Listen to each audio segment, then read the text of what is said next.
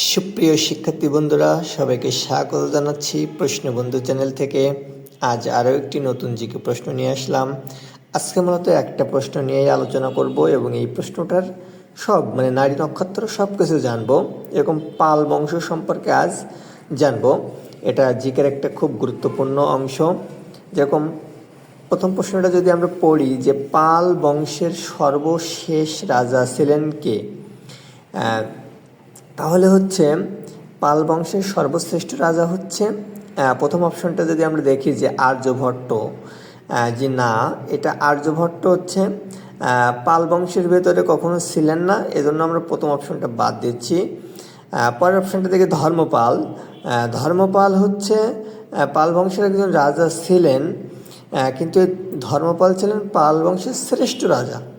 পাল বংশের শ্রেষ্ঠ রাজা ছিলেন হচ্ছে এই ধর্মপাল। যতগুলো পাল রাজা ছিলেন তার ভিতরে এই ধর্মপাল হচ্ছে সর্বশ্রেষ্ঠ রাজা ছিলেন।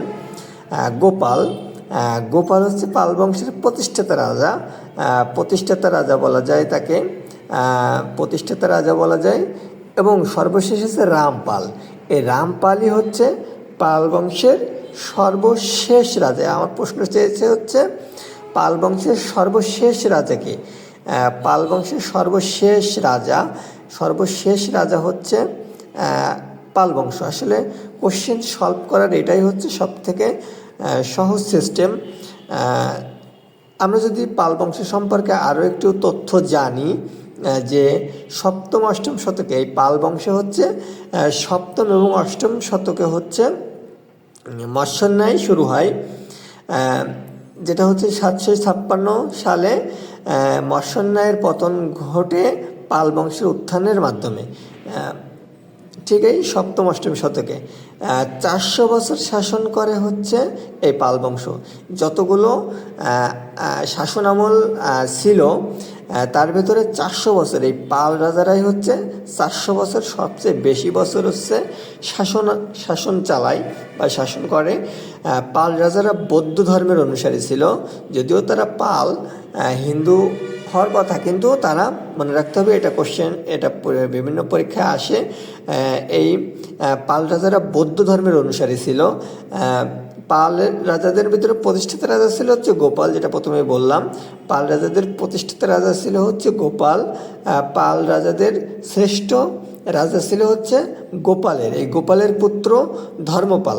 এই গোপালের পুত্র ধর্মপাল হচ্ছে পাল বংশের শ্রেষ্ঠ রাজা ছিল। পাল বংশের সর্বশেষ রাজা হচ্ছে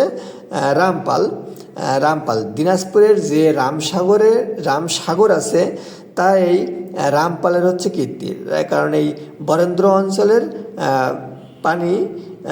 পানির একটা যে কষ্ট ছিল সেই কষ্টটা নীরব করার জন্য এই রামসাগর খনন করেন হচ্ছে এই রামপাল দিনাজপুরে। পাল শাসন আমলে রচিত কাব্য হচ্ছে রামচরিতম। তো বন্ধুরা, ভিডিওটা কেমন লাগলো কমেন্টে অবশ্যই জানাবেন। এখন থেকে এ ধরনের জিকের অনেক গুরুত্বপূর্ণ তথ্যমূলক ভিডিও আনবো। সব ভালো লাগলে লাইক, কমেন্ট, শেয়ার এবং সাবস্ক্রাইব করে রাখবেন। চ্যানেলটির পাশেই থাকবেন। সবাইকে অনেক অনেক ধন্যবাদ ধৈর্য ধরে ভিডিওটি দেখার জন্য।